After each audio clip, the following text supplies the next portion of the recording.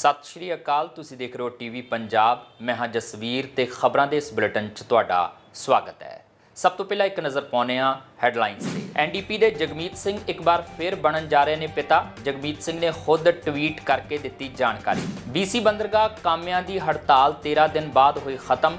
International longshore and warehouse union ਅਤੇ BC maritime employers association 4 ਸਾਲਾ ਆਰਜ਼ੀ ਸਮਝੌਤੇ ਤੇ ਰਜ਼ਾਮੰਦ। RCMP ਦੇ ਭਵਿੱਖ ਬਾਰੇ ਫੈਡਰਲ ਸਰਕਾਰ ਦੇ ਪਲਾਨ ਨੂੰ ਲੈ ਕੇ ਕੈਨੇਡੀਅਨ ਪ੍ਰੀਮੀਅਰ ਭੰਬਲਭੂਸੇ 'ਚ ਕੰਟਰੈਕਟ 2032 'ਚ ਨਵਿਆਏ ਜਾਣੇ ਨੇ। ਜੱਕੋ ਤੱਕੋ 'ਚ ਕਈ ਸੂਬੇ ਆਪਣੀ ਪੁਲਿਸ ਫੋਰਸ ਵਧਾ ਰਹੇ ਨੇ। ਬਾਰਹੈਵਨ 'ਚ ਆਇਆ ਬਵੰਡਰ, ਕਰੀਬ 1800 ਘਰਾਂ ਦੀ ਬਿਜਲੀ ਠੱਪ। ਬਵੰਡਰ 'ਚ ਦਰਖਤ ਉਖੜੇ ਤੇ ਤਾਰਾਂ ਦੇ ਟੁੱਟਣ ਦੀ ਖਬਰ। NDP ਦੇ ਜਗਮੀਤ ਸਿੰਘ ਇੱਕ ਵਾਰ ਫੇਰ ਪਿਤਾ ਬਣਨ ਜਾ ਰਹੇ ਨੇ। ਇਸ ਸੰਬੰਧੀ ਜਗਮੀਤ ਸਿੰਘ ਨੇ ਖੁਦ ਟਵੀਟ ਕਰਕੇ ਜਾਣਕਾਰੀ ਦਿੱਤੀ ਹੈ। ਟਵੀਟ 'ਚ ਜਗਮੀਤ ਸਿੰਘ ਨੇ ਆਪਣੀ ਪਤਨੀ ਗੁਰਕਿਰਨ ਸਿੰਘ ਨੂੰ ਟੈਗ ਕਰਦਿਆਂ ਲਿਖਿਆ ਕਿ ਮੈਂ ਅਧਿਕਾਰਤ ਤੌਰ ਤੇ ਐਲਾਨ ਕਰਨਾ ਚਾਹਾਂਗਾ ਕਿ ਅਨਹਦ ਨੂੰ ਹੁਣੇ-ਹੁਣੇ ਆਪਣੀ ਜ਼ਿੰਦਗੀ 'ਚ ਵੱਡੀ ਤਰੱਕੀ ਮਿਲੀ ਹੈ। ਉਹ ਇੱਕ ਵੱਡੀ ਭੈਣ ਬਣਨ ਜਾ ਰਹੀ ਹੈ। BC ਵਿੱਚ international longshore and warehouse union ਅਤੇ BC ਮੈਰੀਟਾਈਮ ਇੰਪਲੋਇਰਜ਼ ਐਸੋਸੀਏਸ਼ਨ 4 ਸਾਲਾ ਆਰਜ਼ੀ ਸਮਝੌਤੇ ਤੇ ਰਜ਼ਾਮੰਦ ਹੋ ਗਏ ਨੇ, ਜਿਸ ਤੋਂ ਬਾਅਦ 13 ਦਿਨਾਂ ਤੋਂ ਜਾਰੀ ਬੰਦਰਗਾਹ ਕਾਮਿਆਂ ਦੀ ਹੜਤਾਲ ਸਮਾਪਤ ਹੋਣ ਲੱਗੀ ਹੈ। ਗੌਰਤਲਬ ਹੈ ਕਿ BC 'ਚ ਕਰੀਬ 7400 ਬੰਦਰਗਾਹ ਕਾਮੇ 1 ਜੁਲਾਈ ਦੀ ਸਵੇਰ ਤੋਂ ਹੜਤਾਲ ਤੇ ਸਨ। ਇਸ ਹੜਤਾਲ 'ਚ BC ਦੀਆਂ 30 ਤੋਂ ਵੱਧ ਬੰਦਰਗਾਹਾਂ ਪ੍ਰਭਾਵਿਤ ਸਨ, ਜਿਸ ਵਿੱਚ ਕੈਨੇਡਾ ਦੀ ਸਭ ਤੋਂ ਵਿਅਸਤ ਵੈਨਕੂਵਰ ਬੰਦਰਗਾਹ ਵੀ ਸ਼ਾਮਲ ਸੀ। BC 'ਚ 13 ਦਿਨਾਂ ਤੋਂ ਜਾਰੀ ਬੰਦਰਗਾਹ ਕਾਮਿਆਂ ਦੀ ਹੜਤਾਲ ਸਮਾਪਤ ਹੋਣ ਲੱਗੀ ਹੈ। ਇੰਟਰਨੈਸ਼ਨਲ ਲੌਂਗਸ਼ੋਰ ਅਤੇ ਵੇਅਰ ਹਾਊਸ ਯੂਨੀਅਨ ਅਤੇ BC ਮੈਰੀਟਾਈਮ ਇੰਪਲੋਇਰਜ਼ ਐਸੋਸੀਏਸ਼ਨ 4 ਸਾਲਾ ਆਰਜ਼ੀ ਸਮਝੌਤੇ ਤੇ ਰਜ਼ਾਮੰਦ ਹੋ ਗਏ ਨੇ। ਯੂਨੀਅਨ ਦੇ ਇੱਕ ਬਿਆਨ ਦੇ ਅਨੁਸਾਰ ਇਹ ਸਮਝੌਤਾ ਫੈਡਰਲ ਵਿਚੋਲਗੀ ਅਧਿਕਾਰੀ ਵੱਲੋਂ ਨਿਪਟਾਰੇ ਦੀਆਂ ਸ਼ਰਤਾਂ ਦੀ ਸਿਫਾਰਿਸ਼ ਕਰਨ ਦੀ 10:30 ਵਜੇ ਤੱਕ ਦੀ ਡੈੱਡਲਾਈਨ ਤੋਂ 10 ਮਿੰਟ ਪਹਿਲਾਂ ਹੋਇਆ। ਸਮਝੌਤੇ ਨੂੰ ਅਜੇ ਦੋਵਾਂ ਧਿਰਾਂ ਦੁਆਰਾ ਪ੍ਰਮਾਣਿਤ ਕੀਤਾ ਜਾਣਾ ਹੈ ਅਤੇ ਸ਼ਰਤਾਂ ਬਾਰੇ ਕੋਈ ਵੇਰਵੇ ਜਨਤਕ ਨਹੀਂ ਕੀਤੇ ਗਏ, ਪਰ BC ਮੈਰੀਟਾਈਮ ਇੰਪਲੋਇਰਜ਼ ਐਸੋਸੀਏਸ਼ਨ ਨੇ ਕਿਹਾ ਹੈ ਕਿ ਉਹ ਜਲਦੀ ਹੀ ਆਮ ਕੰਮਕਾਜ ਬਹਾਲ ਹੋਣ ਦੀ ਉਮੀਦ ਕਰ ਰਹੇ ਨੇ। ਬਿਆਨ ਅਨੁਸਾਰ BC MEA ਨੂੰ ਇਸ ਲੇਬਰ ਵਿਘਨ ਦੇ ਅਰਥਚਾਰੇ, ਕਾਰੋਬਾਰਾਂ, ਕਾਮਿਆਂ, ਗਾਹਕਾਂ ਅਤੇ ਅੰਤ ਵਿੱਚ ਸਾਰੇ ਕੈਨੇਡੀਅਨਸ ਤੇ ਪਏ ਮਹੱਤਵਪੂਰਨ ਪ੍ਰਭਾਵ ਦਾ ਅਫਸੋਸ ਹੈ। ਸਾਨੂੰ ਨਾ ਸਿਰਫ ਕਾਰਗੋ ਆਪਰੇਸ਼ਨਾਂ ਨੂੰ ਜਲਦੀ ਤੋਂ ਜਲਦੀ ਅਤੇ ਸੁਰੱਖਿਅਤ ਢੰਗ ਨਾਲ ਬਹਾਲ ਕਰਨ ਲਈ ਮਿਲ ਕੇ ਕੰਮ ਕਰਨਾ ਚਾਹੀਦਾ ਹੈ, ਸਗੋਂ ਕੈਨੇਡਾ ਦੇ ਸਭ ਤੋਂ ਵੱਡੇ ਗੇਟਵੇ ਦੀ ਸਾਖ ਨੂੰ ਮੁੜ ਬਹਾਲ ਬਣਾਉਣ ਅਤੇ ਭਵਿੱਖ ਲਈ ਸਪਲਾਈ ਚੇਨ ਸਥਿਰਤਾ ਅਤੇ ਲਚਕੀਲੇਪਣ ਨੂੰ ਯਕੀਨੀ ਬਣਾਉਣ ਲਈ ਵੀ ਇਕੱਠੇ ਕੰਮ ਕਰਨਾ ਚਾਹੀਦਾ ਹੈ। BC ਵਿੱਚ ਕਰੀਬ 7400 ਬੰਦਰਗਾਹ ਕਾਮੇ 1 ਜੁਲਾਈ ਦੀ ਸਵੇਰ ਤੋਂ ਹੜਤਾਲ ਤੇ ਸਨ। ਇਸ ਹੜਤਾਲ ਦੇ ਵਿੱਚ BC ਦੀਆਂ 30 ਤੋਂ ਵੱਧ ਬੰਦਰਗਾਹਾਂ ਪ੍ਰਭਾਵਿਤ ਸਨ, ਜਿਨ੍ਹਾਂ ਵਿੱਚ ਕੈਨੇਡਾ ਦੀ ਸਭ ਤੋਂ ਵਿਅਸਤ ਵੈਨਕੂਵਰ ਬੰਦਰਗਾਹ ਵੀ ਸ਼ਾਮਲ ਸੀ। Greater Vancouver board of trade ਦਾ ਕਹਿਣਾ ਹੈ ਕਿ BC 'ਚ ਅਨਲੋਡ ਕੀਤੇ ਜਾਣ ਦੇ ਇੰਤਜ਼ਾਰ 'ਚ 63,000 ਸ਼ਿਪਿੰਗ ਕੰਟੇਨਰ ਜਹਾਜ਼ਾਂ ਤੇ ਫਸੇ ਹੋਏ ਨੇ ਤੇ ਜੇਕਰ ਹੜਤਾਲ ਜੁਲਾਈ ਦੇ ਅੰਤ ਤੱਕ ਜਾਰੀ ਰਹਿੰਦੀ ਹੈ ਤਾਂ ਇਹ ਸੰਖਿਆ 2,45,000 ਤੱਕ ਵੱਧ ਸਕਦੀ ਹੈ। ਲੇਬਰ ਮਿਨਿਸਟਰ ਸੀਮਸ ਓਰੀਗਨ ਅਤੇ ਟਰਾਂਸਪੋਰਟ ਮਿਨਿਸਟਰ ਓਮਰ ਅਲ-ਗਬਰਾ ਨੇ ਦੋਵਾਂ ਧਿਰਾਂ ਦਾ ਧੰਨਵਾਦ ਕਰਦੇ ਹੋਏ ਇੱਕ ਸਾਂਝਾ ਬਿਆਨ ਜਾਰੀ ਕਰਦਿਆਂ ਆਰਜ਼ੀ ਸਮਝੌਤੇ ਦੀਆਂ ਖਬਰਾਂ ਦੀ ਸ਼ਲਾਘਾ ਕੀਤੀ। ਯੂਨੀਅਨ ਨੇ ਪਹਿਲਾਂ ਦੱਸਿਆ ਸੀ ਕਿ ਠੇਕੇ ਤੇ ਕੰਮ ਦੇਣਾ, ਬੰਦਰਗਾਹਾਂ ਦੀ ਆਟੋਮੇਸ਼ਨ ਯਾਨੀ ਮਨੁੱਖੀ ਕੰਮ ਨੂੰ ਘਟਾ ਕੇ ਟੈਕਨੋਲੋਜੀ ਦੀ ਵਰਤੋਂ ਵਧਾਉਣਾ ਅਤੇ ਤਨਖਾਹਾਂ ਇਸ ਹੜਤਾਲ ਦੇ ਮੁੱਖ ਮੁੱਦੇ ਸਨ। ਓਟਵਾ ਤੋਂ ਕਰੀਬ 20 ਕਿਲੋਮੀਟਰ ਦੱਖਣ 'ਚ ਪੈਂਦੇ ਬਾਰਹੈਵਨ 'ਚ ਵੀਰਵਾਰ ਦੁਪਹਿਰ ਕਰੀਬ 1 ਵਜੇ ਫਾਇਰ ਸਰਵਿਸ ਨੂੰ ਬਵੰਡਰ ਦੀ ਰਿਪੋਰਟ ਮਿਲੀ। ਐਨਵਾਇਰਨਮੈਂਟ ਕੈਨੇਡਾ ਨੇ ਅੱਜ ਕਨਾਟਾ, ਓਰਲੀਨਜ਼ ਅਤੇ ਓਟਵਾ ਡਾਊਨਟਾਊਨ 'ਚ ਦੁਪਹਿਰ 12:50 ਦੇ ਆਸ-ਪਾਸ ਬਵੰਡਰ ਆਉਣ ਦੀ ਚੇਤਾਵਨੀ ਦਿੱਤੀ ਸੀ, ਜਿਸ ਤੋਂ ਬਾਅਦ ਕਰੀਬ 1800 ਘਰਾਂ ਦੀ ਬਿਜਲੀ ਹੁਣ ਠੱਪ ਹੋ ਗਈ ਹੈ। ਐਨਵਾਇਰਨਮੈਂਟ ਕੈਨੇਡਾ ਨੇ ਓਟਵਾ ਦੇ ਬਾਰਹੈਵਨ ਇਲਾਕੇ 'ਚ ਬਵੰਡਰ ਆਉਣ ਦੀ ਪੁਸ਼ਟੀ ਕੀਤੀ ਹੈ। ਓਟਵਾ ਤੋਂ ਕਰੀਬ 20 ਕਿਲੋਮੀਟਰ ਦੱਖਣ 'ਚ ਪੈਂਦੇ ਬਾਰਹੈਵਨ 'ਚ ਵੀਰਵਾਰ ਦੁਪਹਿਰ ਕਰੀਬ 1 ਵਜੇ ਫਾਇਰ ਸਰਵਿਸ ਨੂੰ ਬਵੰਡਰ ਦੀ ਰਿਪੋਰਟ ਮਿਲੀ। ਓਟਵਾ ਪੁਲਿਸ ਅਨੁਸਾਰ ਉਹਨਾਂ ਨੂੰ ਵੀ ਇਸੇ ਤਰ੍ਹਾਂ ਦੀਆਂ ਰਿਪੋਰਟਾਂ ਪ੍ਰਾਪਤ ਹੋਈਆਂ। ਬਵੰਡਰ ਨੂੰ ਪ੍ਰਤੱਖ ਦੇਖਣ ਵਾਲੇ ਕੁਝ ਲੋਕਾਂ ਨੇ ਦੱਸਿਆ ਕਿ ਉਹਨਾਂ ਨੇ ਕਈ ਘਰਾਂ ਦੀਆਂ ਛੱਤਾਂ ਉੱਡਦੀਆਂ ਵੇਖੀਆਂ। ਚੈਪਮੈਨਜ਼ ਹਿਲਜ਼ ਡਰਾਈਵ ਤੇ ਰਹਿਣ ਵਾਲੇ ਲੁਈਸ ਲੈਵੋਈ ਨੇ ਕਿਹਾ, ਮੈਂ ਆਵਾਜ਼ਾਂ ਸੁਣੀਆਂ, ਮੈਨੂੰ ਹਵਾ ਸੁਣਾਈ ਦਿੱਤੀ। ਮੈਂ ਆਪਣੇ ਪੈਟੀਓ ਤੇ ਬਾਹਰ ਆਇਆ ਤਾਂ ਦੇਖਿਆ ਕਿ ਮੇਰੇ ਸਾਹਮਣੇ ਇੱਕ ਬਵੰਡਰ ਸੀ। ਓਟਵਾ ਪੈਰਾਮੈਡਿਕਸ ਨੇ ਕਿਹਾ ਕਿ ਦੁਪਹਿਰ ਕਰੀਬ 1:45 ਵਜੇ ਇੱਕ ਸ਼ਖਸ ਦੇ ਮਾਮੂਲੀ ਜ਼ਖਮੀ ਹੋਣ ਦੀ ਵੀ ਰਿਪੋਰਟ ਮਿਲੀ। ਐਨਵਾਇਰਨਮੈਂਟ ਕੈਨੇਡਾ ਨੇ ਅੱਜ ਕਨਾਟਾ, ਓਰਲੀਨਜ਼ ਅਤੇ ਓਟਵਾ ਡਾਊਨਟਾਊਨ 'ਚ ਦੁਪਹਿਰ 12:50 ਦੇ ਆਸ-ਪਾਸ ਬਵੰਡਰ ਆਉਣ ਦੀ ਚੇਤਾਵਨੀ ਦਿੱਤੀ ਸੀ। ਕਰੀਬ 1800 ਘਰਾਂ ਦੀ ਬਿਜਲੀ ਠੱਪ ਹੈ। ਅਧਿਕਾਰੀਆਂ ਅਨੁਸਾਰ ਬਵੰਡਰ 'ਚ ਦਰਖਤ ਉਖੜਨ ਅਤੇ ਤਾਰਾਂ ਦੇ ਟੁੱਟਣ ਕਾਰਨ ਕਈ ਮਾਰਗ ਅਤੇ ਸੜਕਾਂ ਬੰਦ ਕੀਤੀਆਂ ਗਈਆਂ ਨੇ।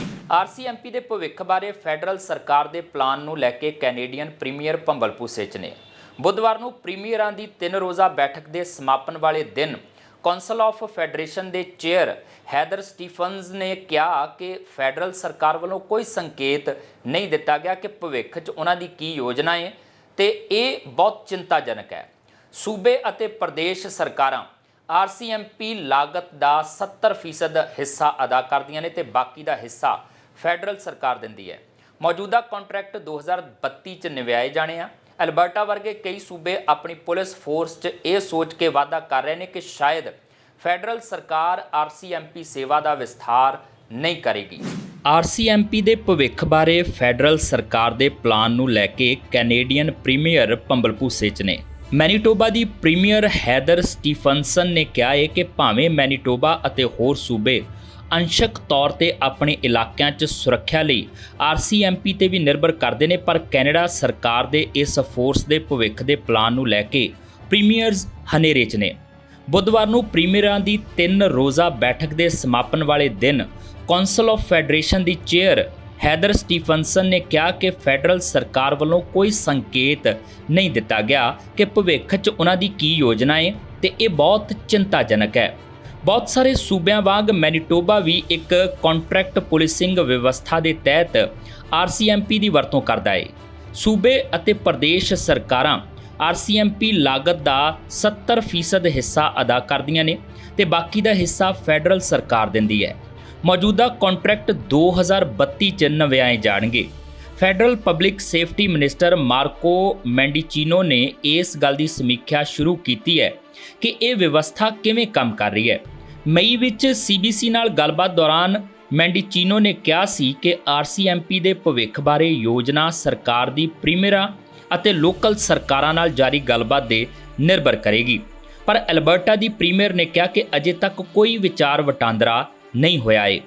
ਬੁੱਧਵਾਰ ਨੂੰ ਰਿਪੋਰਟਰਾਂ ਨਾਲ ਗੱਲ ਕਰਦਿਆਂ ਪ੍ਰੀਮੀਅਰ ਸਮਿਥ ਨੇ ਕਿਹਾ ਕਿ ਫੈਡਰਲ ਸਰਕਾਰ ਕੰਟਰੈਕਟ ਪੁਲਿਸਿੰਗ ਨੂੰ ਬਰਕਰਾਰ ਰੱਖਣ ਬਾਰੇ ਮਿਸ਼ਰਤ ਸੰਕੇਤ ਦਿੰਦੀ ਜਾਪਦੀ ਹੈ।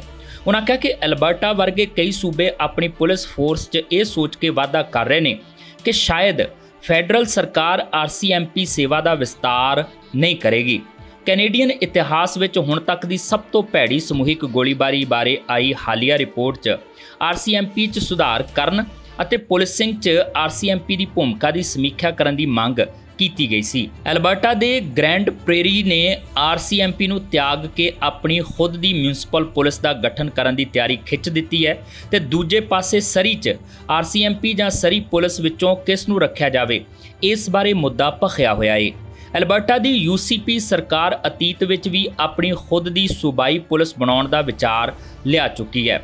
ਇਸ ਸਮੇਂ ਸੂਬਾ ਸਰਕਾਰ ਸ਼ਹਿਰਾਂ, ਕਸਬਿਆਂ, ਪਿੰਡਾਂ ਅਤੇ ਮੂਲ ਨਿਵਾਸੀ ਇਲਾਕਿਆਂ ਨੂੰ ਕੰਟਰੈਕਟ ਵਾਲੀਆਂ ਆਰਸੀਐਮਪੀ ਸੇਵਾਵਾਂ ਨੂੰ ਸਥਾਨਕ ਜਾਂ ਰੀਜਨਲ ਪੁਲਿਸ ਦੇ ਨਾਲ ਬਦਲਣ ਤੇ ਵਿਚਾਰ ਕਰਨ ਦੀ ਪੜਚੋਲ ਲਈ ਆਖਰੀ ਹੈ।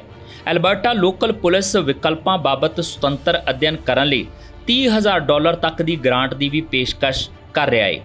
BC ਪ੍ਰੀਮੀਅਰ ਡੇਵਿਡ ਇਬੀ ਨੇ ਕਿਹਾ ਕਿ ਪ੍ਰੀਮੀਅਰਾਂ ਨੇ ਮੁਲਕ ਭਰ 'ਚ ਆਰਸੀਐਮਪੀ ਦੀਆਂ ਖਾਲੀ ਪਈਆਂ ਅਸਾਮੀਆਂ ਬਾਰੇ ਵੀ ਗੱਲਬਾਤ ਕੀਤੀ।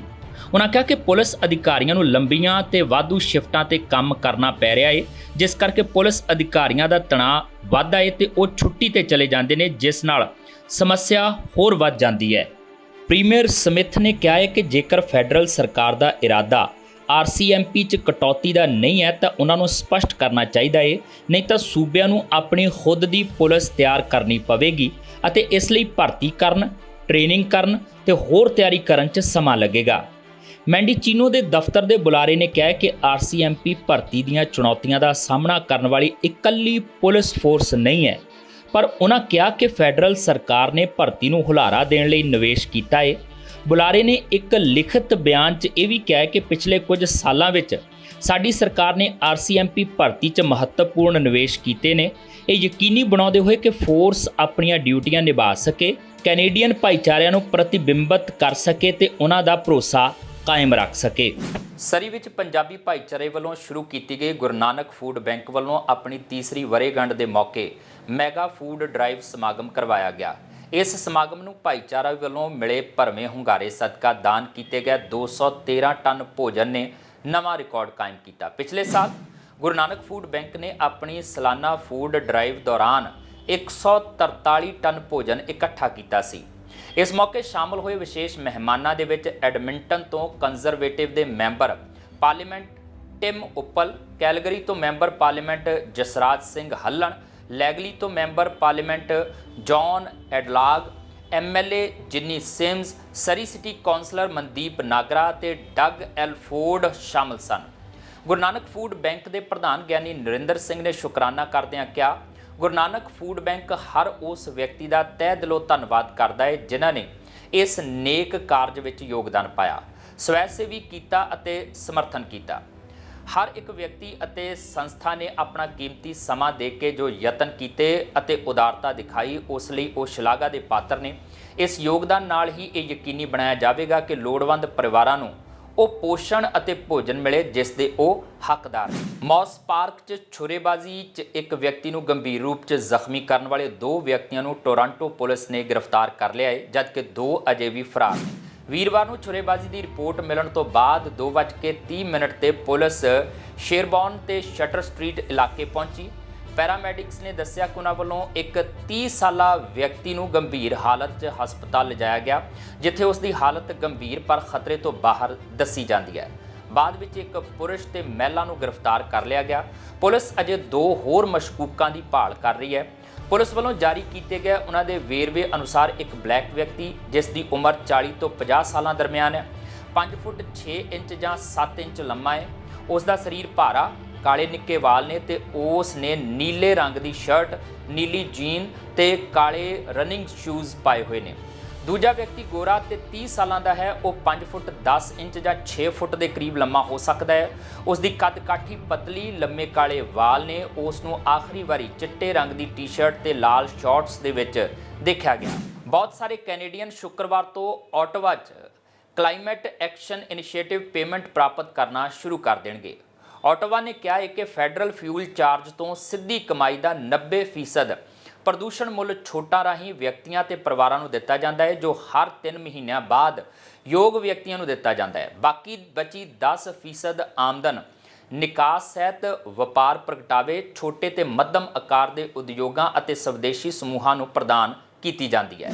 14 ਜੁਲਾਈ ਅਤੇ 21 ਜੁਲਾਈ ਦੇ ਵਿਚਕਾਰ ਐਟਲਾਂਟਿਕ ਕੈਨੇਡਾ ਦੇ ਨਾਲ-ਨਾਲ ਓਨਟਾਰੀਓ ਅਤੇ ਪ੍ਰੈਰੀਜ਼ 'ਚ ਕੈਨੇਡੀਅਨਾਂ ਨੂੰ ਕੈਨੇਡਾ ਰੈਵਨਿਊ ਏਜੰਸੀ ਰਾਹੀਂ ਟੈਕਸ ਮੁਕਤ ਭੁਗਤਾਨ ਪ੍ਰਾਪਤ ਹੋਵੇਗਾ, ਜਿਸ ਦਾ ਉਦੇਸ਼ ਫੈਡਰਲ ਪ੍ਰਦੂਸ਼ਣ ਕੀਮਤ ਦੀ ਲਾਗਤ ਨੂੰ ਪੂਰਾ ਕਰਨਾ ਹੈ।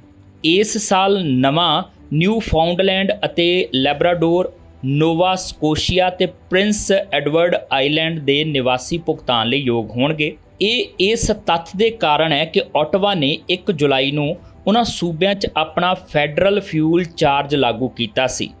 ਹੁਣ ਤੱਕ ਜਲਵਾਯੂ ਕਾਰਵਾਈ ਪ੍ਰੋਤਸਾਹਨ ਭੁਗਤਾਨ ਸਿਰਫ ਐਲਬਰਟਾ, ਓਨਟਾਰੀਓ, ਸਸਕੈਚੁਅਨ ਅਤੇ ਮੈਨੀਟੋਬਾ ਦੇ ਨਿਵਾਸੀਆਂ ਤੇ ਲਾਗੂ ਹੁੰਦਾ ਹੈ। ਉਹ ਪ੍ਰੋਵਿੰਸ ਜਿਨ੍ਹਾਂ ਕੋਲ ਕਾਰਬਨ ਕੀਮਤ ਦੀ ਯੋਜਨਾ ਨਹੀਂ ਹੈ, ਜੋ ਸੰਘੀ ਮਾਪਦੰਡਾਂ ਨੂੰ ਪੂਰਾ ਕਰਦੀ ਹੈ, ਸੰਘੀ ਪ੍ਰਦੂਸ਼ਣ ਕੀਮਤ ਪ੍ਰਣਾਲੀ ਦੇ ਅਧੀਨ ਨੇ। ਸੰਘੀ ਕਾਰਬਨ ਕੀਮਤ ਯੋਜਨਾ ਵਿੱਚ ਛੋਟੇ ਅਤੇ ਪੇਂਡੂ ਭਾਈਚਾਰਿਆਂ 'ਚ ਵਸਨੀਕਾਂ ਦੇ ਲਈ 10% ਪੂਰਕ ਵੀ ਸ਼ਾਮਲ ਹੈ। ਆਟੋਵਾ ਨੇ ਕਿਹਾ ਕਿ ਫੈਡਰਲ ਫਿਊਲ ਚਾਰਜ ਤੋਂ ਸਿੱਧੀ ਕਮਾਈ ਦਾ 90% ਪ੍ਰਦੂਸ਼ਣ ਮੁੱਲ ਛੋਟਾਂ ਰਾਹੀਂ ਵਿਅਕਤੀਆਂ ਅਤੇ ਪਰਿਵਾਰਾਂ ਨੂੰ ਦਿੱਤਾ ਜਾਂਦਾ ਹੈ, ਜੋ ਹਰ 3 ਮਹੀਨਿਆਂ ਬਾਅਦ ਯੋਗ ਵਿਅਕਤੀਆਂ ਨੂੰ ਦਿੱਤਾ ਜਾਂਦਾ ਹੈ। ਬਾਕੀ ਬਚੀ 10% ਆਮਦਨ ਨਿਕਾਸ ਸਹਿਤ ਵਪਾਰ ਪ੍ਰਗਟਾਵੇ, ਛੋਟੇ ਤੇ ਮੱਧਮ ਆਕਾਰ ਦੇ ਉਦਯੋਗਾਂ ਅਤੇ ਸਵਦੇਸ਼ੀ ਸਮੂਹਾਂ ਨੂੰ ਪ੍ਰਦਾਨ ਕੀਤੀ ਜਾਂਦੀ ਹੈ। ਫੈਡਰਲ ਸਰਕਾਰ ਨੇ ਕਿਹਾ ਕਿ ਗ੍ਰੀਨ ਹਾਊਸ ਗੈਸਾਂ ਦੇ ਨਿਕਾਸ ਨੂੰ ਘਟਾਉਣ ਅਤੇ ਸਾਫ਼ ਨਵੀਨਤਾ ਨੂੰ ਚਲਾਉਣ ਲਈ ਕਾਰਬਨ ਪ੍ਰਦੂਸ਼ਣ ਦੀ ਕੀਮਤ ਸਭ ਤੋਂ ਕੁਸ਼ਲ ਨੀਤੀ ਹੈ। ਕੈਨੇਡਾ ਦੇ ਨਿਕਾਸ ਦੀ ਨਵੀਨਤਮ ਨੈਸ਼ਨਲ ਇਨਵੈਂਟਰੀ ਰਿਪੋਰਟ ਦਰਸਾਉਂਦੀ ਹੈ ਕਿ 2019 ਅਤੇ 2021 ਵਿਚਕਾਰ ਨਿਕਾਸ 7.4% ਘਟਿਆ ਹੈ। ਵਿੱਤ ਮੰਤਰਾਲੇ ਦੇ ਅਨੁਮਾਨਾਂ ਅਨੁਸਾਰ ਯੋਗ ਕੈਨੇਡੀਅਨਾਂ ਨੂੰ ਅਲਬਰਟਾ 'ਚ ਇੱਕ ਵਿਅਕਤੀ $193, ਪਤੀ ਜਾਂ ਪਤਨੀ ਜਾਂ ਕਾਮਨ ਲਾ ਪਾਰਟਨਰ $96.50 ਅਤੇ $48.25 ਪ੍ਰਤੀ 19 ਸਾਲ ਤੋਂ ਘੱਟ ਉਮਰ ਦੇ ਬੱਚੇ ਦੀ ਉਮੀਦ ਕਰ ਸਕਦਾ ਹੈ। ਮੈਨੀਟੋਬਾ 'ਚ ਇਹ ਇੱਕ ਵਿਅਕਤੀ ਲਈ $132, ਪਤੀ ਜਾਂ ਪਤਨੀ ਜਾਂ ਕਾਮਨ ਲਾ ਪਾਰਟਨਰ ਲਈ $66 ਅਤੇ 19 ਸਾਲ ਤੋਂ ਘੱਟ ਉਮਰ ਦੇ ਬੱਚੇ ਲਈ $33 ਪ੍ਰਾਪਤ ਹੋਣ ਦੀ ਉਮੀਦ ਹੈ।